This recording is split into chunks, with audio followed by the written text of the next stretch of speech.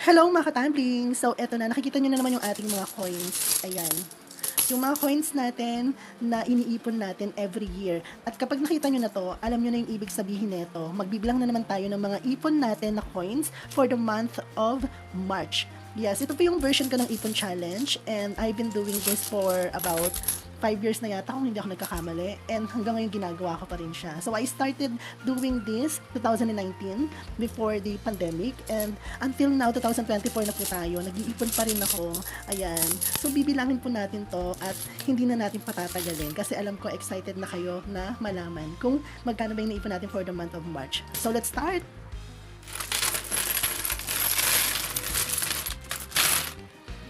Ayan mga katambling, medyo marami itong naipon natin and parang sa tingin ko mas marami pa to sa ipon natin nung February. But anyway mga katambling, disclaimer lang po, okay?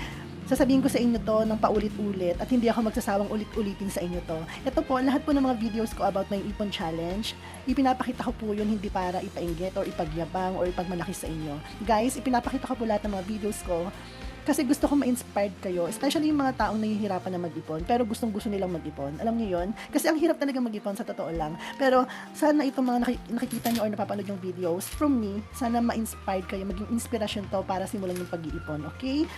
So, ito na mga katambling, start na po natin yung pagbibilang natin. So, bago natin simulan yun, kailangan muna natin paghiwa-hiwalayin yung mga 20 pesos, yung mga 10 pesos, at saka 5 peso coins natin para mas mabilis natin mabilang, okay? And sa mga nahihirapan po na mag-ipon dyan, guys, alam ko napakahirap talaga mag-start kung paano mag-iipon, okay? Pero huwag niyo papansinin, basta ma-inspired lang sana kayo sa ibang mga videos about ipon challenge and panoorin niyo para naman magkaroon kayo ng inspirasyon sa buhay ninyo. Charot. Ayun, basta mag-ipon-ipon lang tayo, maliit man or malaki, huwag nating papansinin. Kasi isang araw bigla na lang tayo mabibigla. As talagang bigla talaga. Yan. Na hindi natin namamalayan. Sobrang dami na pala na naiipon natin. Yun. At saka pwede natin gamitin yun kapag meron tayong mga pang-emergency, biglaang gastos, yung mga expenses natin. Ayan, pwede natin gamitin yung mga naiipon nating coins, okay?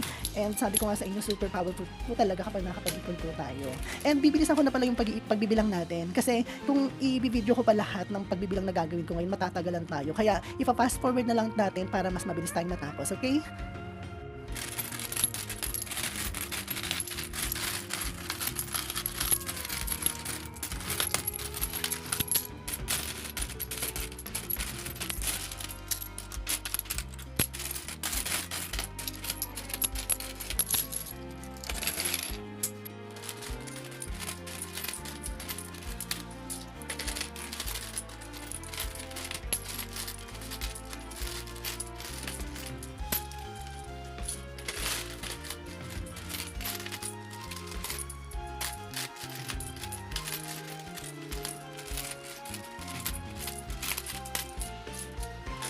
So, ayan mga katambling, ito po yung mga naipon nating coins, 10 peso coins po to, ayan. Tapos dito naman yung ating mga 10 peso coins na bago, medyo konti lang po yung naipon natin. Pero yung mga 5 peso coins natin na bago, ayan, medyo marami po tayong naipon.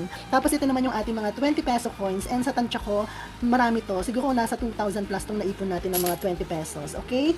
So, ano pang hinihintay nyo mga katambling, mag-ipon na rin kayo, maliit man or malaki yung naipon ninyo, huwag nyong papansinin, basta mag-ipon lang kayo, ipon lang ng ipon, yung tipong isang araw, bigla na lang kayong magugulat kasi sobrang dami nyo na palang naipon. Yung parang feeling nyo ang yaman-yaman nyo na tapos pwede na kayong manampal ng pera. Charot. Wag ganun na, okay? So, start na natin yung pagbibilang.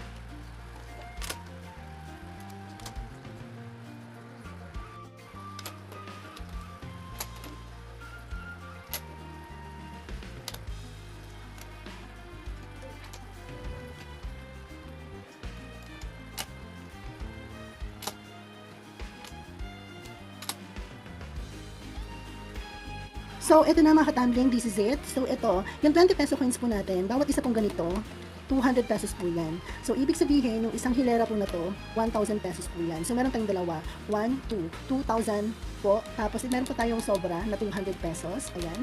Bali, nakaipon tayo ng 2,200 na 20 peso coins. Tapos, ito naman, yung ating 5 peso coins, meron po tayong naipon na 1,000 kasi bawat isa pong ganito 100 pesos po yan. So 1, 2, 3, 4, 5, 6, 7, 8, 9, 10 1,000, okay? Tapos yung ito namang 10 peso coins natin, meron po tayong naipon na 600 pesos lang. Ang konti lang po niya. Tapos ito, nagkahalaga po yan ng 100 pesos bawat isa. So 600. Tapos yung ating coins po na luma na 10, meron tayong naipon na 1,400 kasi bawat isa pong ganito 100 pesos po yan. So, 1, 2, 3, 4, 5, 6, 7, 8, 9, 10, 11, 12, 13, 14. So, meron tayong 1,400. Plus, meron pa tayong butal. Ayan. Ito yung butal natin. Meron tayong 40 pesos na butal. Ayan. Tapos, ito naman, 100 pesos po ito.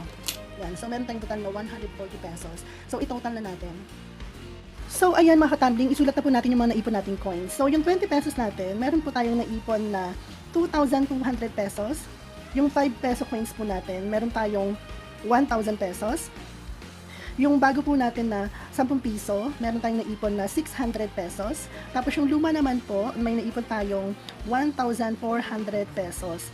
And meron pa tayong butal, okay? May butal pa pala tayo na 140 pesos. So ang naipon po natin, yung total po ng naipon natin ay umabot po ng, ayan, 5,340 pesos. Ayan, 5,340 pesos po. Ang saya-saya, diba? Kasi mas malaki pa to kaysa sa naipon natin nung February. And sana talaga mga katambling mag-ipon din kayo para naman, diba? Alam nyo naman, diba kapag meron tayong ipon, meron tayong magagamit, meron tayong magagastos, okay? So mag-ipon na kayo, sana maging inspirasyon talaga to. Sa mga nanonood at sa mga manunood pa lang ng video ko, mag-ipon na po kayo, okay? Tapos yung ibang pera po dito, ibibili ko po ng gamot ng Mudra kasi alam niyo naman si Mudra meron po siyang diabetes, so kailangan ko talagang bumili ng gamot, maintenance yung insulin niya po. Tapos yung iba naman dito, ihuhulog ko sa paluwagan kasi meron po akong sinalihan na paluwagan, naguhulog po ako ng 700 pesos every week.